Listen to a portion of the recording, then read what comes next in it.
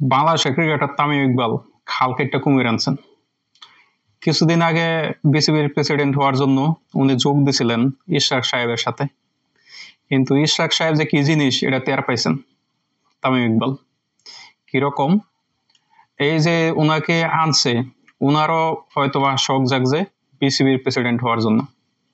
আপাতত ইশরাক সাহেব বিসিবির প্রেসিডেন্ট হইতেছেন না, হচ্ছেন আমিনুল ইসলাম বুলবুলি। কিন্তু পরবর্তীতে যে উনি একটা দাইন মারবেন এটা স্পষ্ট বোঝা যাইতেছে। প্রথমে উনি যোগ দিছিলেন ইশরাক সাহেবের সাথে। ইশরাক সাহেব যেটা করলো, একটা কাউন্সিলর পদ নিয়ে নিছে। এই কাউন্সিলর পদটা নেওয়ার পরে তো উনি পুরা আখেরে গুছায় নিছে। কিরকম, যে 12 জন কাউন্সিলর আছে এর মাঝে উনি বিএনপি পন্থী নিয়ে নিছে 9টা, আর 3টা সরকারে নিজেই ঢুকাই নিছে। বিএনপিরা চাইছিল 9টা না 12টাই নিয়ে নিতে, কিন্তু যাক, এটা তো 12টা তো আর পারে নাই, কিন্তু 9টা নিছে।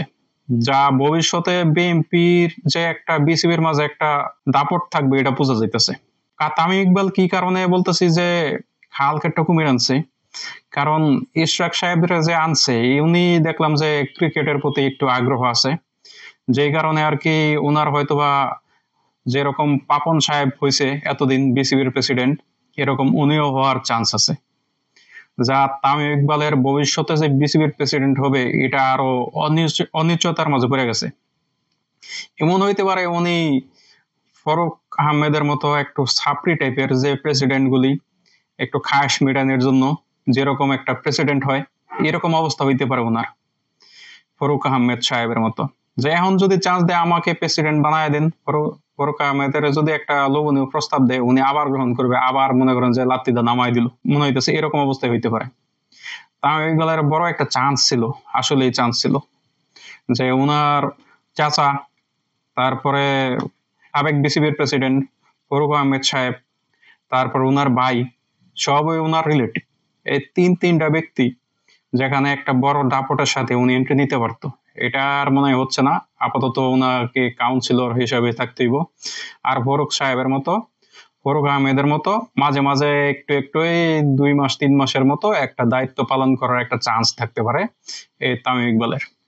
তাছাড়া আগামী 10-15 বছরের মাঝে এর বেশি কিছু হওয়ার সম্ভাবনা আমি দেখতেছি না তামিম ইকবালের। হয়তো বয়সটা 50-60 হইলে একটা চান্স ক্রিয়েট হইতে পারে, এটা যদি বিএনপি থাকে তাহলে। কারণ বিএনপির সাথে খান পরিবারের আগের থেকে একটা যোগাযোগ ছিল ভালো, বর্তমানও আছে। হয়তোবা এটা প্রকাশ করে না, বাট এলাকার যারা আছে, আমি এলাকায় ছিলাম, চিটাং এলাকায়, তখন মানে ওই আশেপাশের যারা বলছে, মানে যাদের সাথে পরিচিত ছিলাম এরকম, তারা বলছে যে উনি বিএনপির। তো এই হিসাবে হয়তোবা ভবিষ্যতে একটা ভালো যোগাযোগ হইতে পারে। ধন্যবাদ সবাইকে। আগামী 6 তারিখে বিসিবির নির্বাচন, এখানে অবশ্যই আমাদের আমিনুল ইসলাম বুলবুল সাহেব উনি জয়ী হয়েছেন, ধরে নেওয়া যায়, কিন্তু পরবর্তী টার্মে হয়তোবা উনি থাকবে না, বাট এখানে ইশরাক সাহেবে আসার সম্ভাবনা বেশি। ধন্যবাদ সবাইকে।